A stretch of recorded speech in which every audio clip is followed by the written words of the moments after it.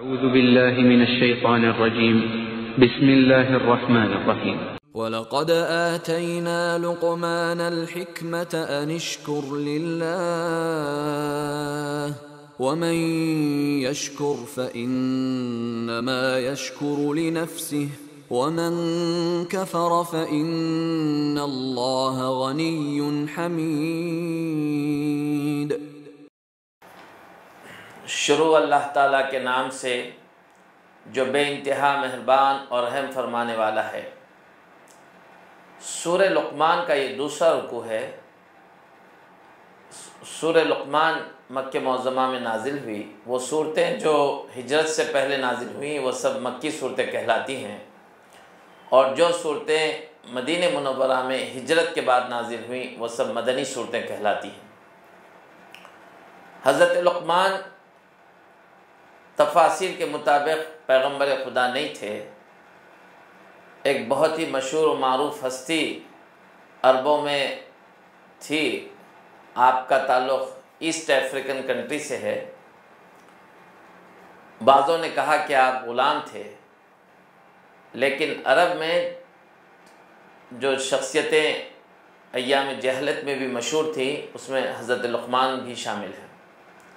حضرت لقمان، حاتم طائی، عمر القیس مختلف وجوہات سے عربوں کی زبان پر تھے، تو اللہ تعالیٰ نے اس صورت کے ذریعے سے بتایا کہ جس لقمان کی تعریف تم کرتے ہو، جن کی حکمت اور دانائی کے تم تذکرے کرتے ہو، خود ان کی تعلیمات کیا تھی وہ پیش کی جا رہی۔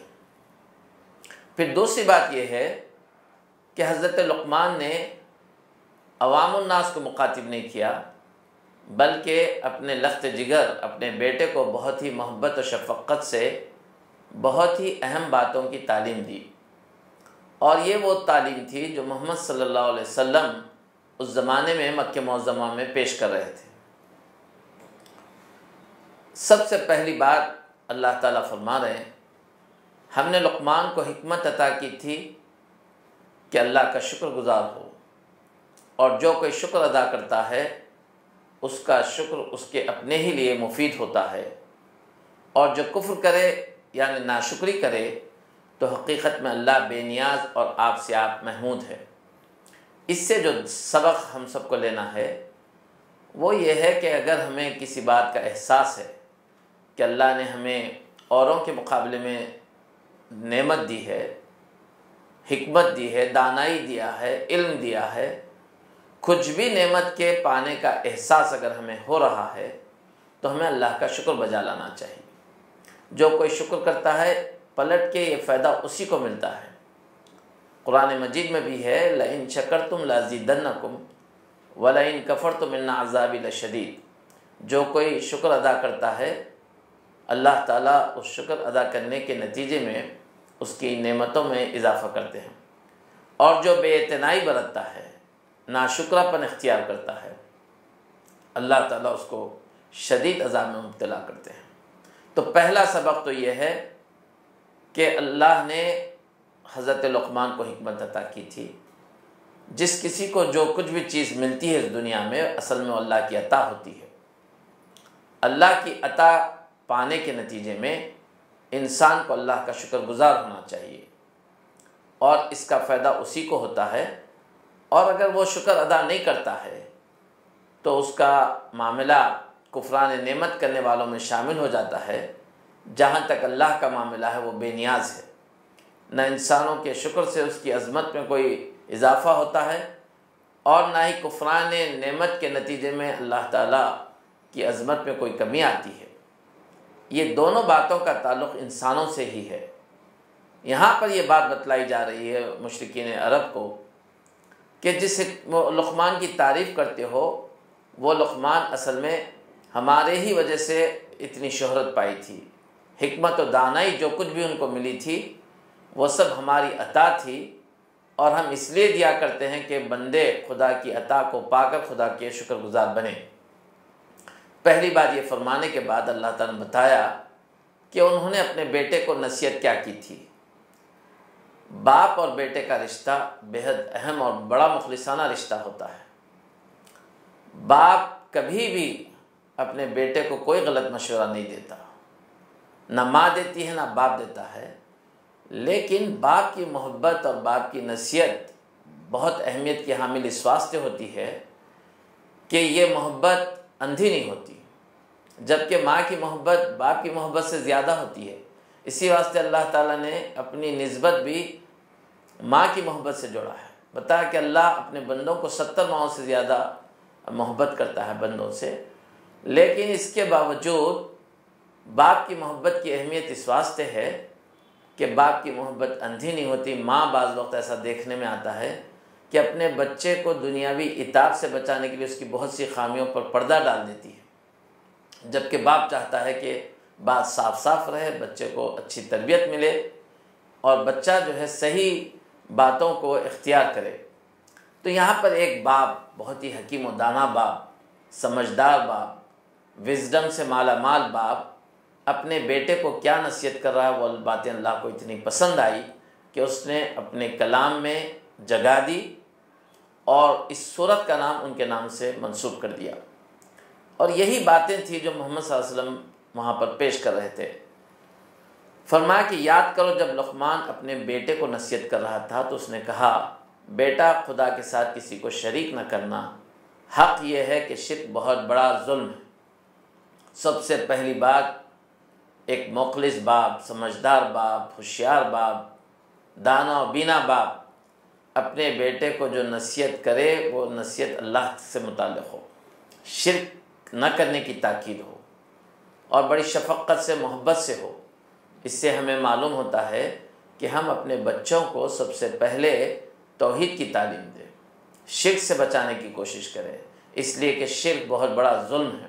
بچہ چاہے کچھ بن جائے دنیا کے اندر، لیکن اگر اس کی موت مشرک کی حیثیت سے ہوتی ہے، وہ موحد نہیں کی حیثیت سے نہیں مرتا ہے اس دنیا میں، تو کل قیامت میں اس کا جسم جہنم کی آگ میں جھونک دیا جائے گا۔ تو ظاہر ہے کہ بہت بڑا ظلم ہے، اس لیے اللہ تعالیٰ فرما رہے ہیں کہ شرک بہت بڑا ظلم ہے۔ حضرت لقمان نے بھی اپنے بیٹے کو بتایا کہ دنیا کی سب سے بڑی جھوٹ شرک ہے اور سب سے بڑی صداقت توحید ہے۔ تو اس کے ذریعے سے اللہ تعالیٰ نے ہمیں یہ بتایا کہ ایک اچھا باپ اپنی اولاد کی عقیدے کی اصلاح کرتا ہے۔ عقائد میں سب سے اونچا مقام توحید کا ہے اور توحید ہی کے نتیجے میں انسان کی کل قیامت میں نجات ہوگی۔ اس لیے بچوں کی تعلیم و تربیت میں سب سے پہلے اللہ تعالیٰ کے متعلق انہیں صحیح باتیں بتلانا چاہیے، شرک سے بچانے کی کوشش کرنا چاہیے، شرک کے انجام سے بچوں کو واقف کرواتے رہنا چاہیے، اس لیے کہ بچپن ہی میں جو باتیں ذہن نشین کرا دی جاتی ہیں وہ باتوں کا اثر زندگی بھر بچوں کے ساتھ رہتا ہے۔ اسی لیے نبی صلی اللہ علیہ وسلم نے یہ تہذیب کی بنیاد ڈالی، یہ تہذیب سکھائی ہم سب کو کہ جو ہی بچہ دنیا میں آئے اس کے ایک کان میں اذان دو اور دوسرے کان میں اقامت بولو۔ حالانکہ بچہ نہ نماز پڑھنے والا ہوتا ہے، نہ نماز کے لیے آتا ہے، نہ فلاح سے واقف ہوتا ہے، نہ خسران سے واقف ہوتا ہے، لیکن اس کو معلوم ہو جانا چاہیے ابتدا ہی سے اللہ کی بڑائی، نماز کی اہمیت، فلاح کے راستے کی تلاش، یہ باتیں ذہن نشین کرانا ہم سب کی ذمہ داری ہے۔ اللہ کے رسول نے یہی تاکید فرمائی تھی۔ تو شرک کے بعد، عقیدے کی اصلاح کے بعد اللہ تعالیٰ کا بیان شروع ہو گیا۔ اس نصیحت کے دوران اللہ تعالیٰ نے مداخلت کرتے ہوئے ایک جملہ معترضہ بیان فرمایا۔ اللہ نے فرمایا، اور یہ حقیقت ہے کہ ہم نے انسان کو اپنے والدین کا حق پہچاننے کی خود تاکید کی ہے۔ ہم نے انسان کو بتایا ہے کہ وہ اپنے والدین کا حق پہچانے۔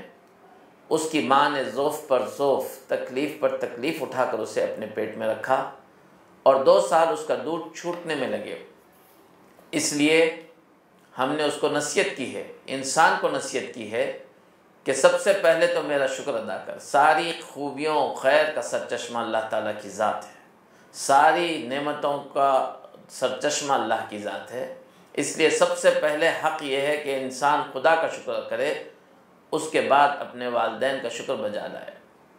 اس کے بعد ایک بات ہے جو بہت اہمیت کی حامل ہے، فرمایا الی المصیر، تم سب کو پلٹنا میری ہی طرف ہے۔ اگر خدا کے ساتھ شرک کریں گے پلٹائے جاؤ گے اللہ کے پاس، تب اس کی سزا بھگت لو گے۔ ماں باپ کے ساتھ بدسلوکی کرو گے، پلٹ کے اللہ کے پاس جانا ہے، وہاں پر پھر اللہ تعالیٰ اس ناشکری کی وجہ سے انسانوں کو سزا دے گا۔ تو یہاں پر جو بات بیان کی گئی ہے، سب سے پہلے اللہ کا حق ہے، اس کے بعد والدین کا حق ہے۔ والدین میں بھی ماں کا مرتبہ بہت اونچا ہے۔ ماں نے تکلیف پر تکلیف اٹھا کر اس کو پیٹ میں رکھا اور دودھ چھوٹنے میں 2 سال لگ گئے۔ پھر فرمایا لیکن اگر وہ تجھ پر دباؤ ڈالے کہ میرے ساتھ تو کسی ایسے کو شریک کرے جسے تو نہیں جانتا، تو ان کی بات ہرگز نہ مان، دنیا میں ان کے ساتھ نیک برتاؤ کرتا رہے، مگر پیروی اس شخص کے راستے کی کر جس نے میری طرف رجوع کیا ہے، پھر تم سب کو پلٹنا میری ہی طرف ہے، اس وقت میں تمہیں بتا دوں گا کہ تم کیسے عمل کرتے رہے ہو۔ لیکن ایک استثناء ہے ماں باپ کی اطاعت، فرما برداری، شکر گزاری کے معاملے میں۔ وہ یہ ہے کہ اگر وہ تجھ پر دباؤ ڈالیں کہ اللہ کے ساتھ کسی کو شریک کرے، اسلامی تعلیمات اطاعت خداوندی کے بجائے کسی اور کی اطاعت کی تاکید کریں، تو ان کی بات کو ہرگز نہ مان۔ ان کا مرتبہ بہت اونچا ہے، ان کی خدمت کرنا ہے، ان کا احترام کرنا ہے، ان کا ادب کرنا ہے، ان کے ضروریات کو پورا کرنا ہے، لیکن عقیدے کے معاملے میں وہ تجھے توحید کے بجائے شرک کی تعلیم دیتے ہیں تو ان کا کہا ہرگز نہ مان۔ دنیا میں ان کے ساتھ پھر بھی نیک برتاؤ کرتا رہے، مگر پیروی اس شخص کے راستے کی کر جس نے میری طرف رجوع کیا ہے۔ یہ میرے طرف رجوع کرنے والوں میں سب سے اونچا مقام انبیاء علیہ السلام کا ہوتا ہے، ہمارے لیے محمد صلی اللہ علیہ وسلم ہیں اور سارے مومنین۔ تو پیروی ان کی کرنا ہے، بھلے ماں باپ کتنے ہی شفیق و بزرگ ہوں، اگر وہ شرک کی، غیر اسلام کی تعلیم دیتے ہیں تو اس سے اجتناب کرنا ہے۔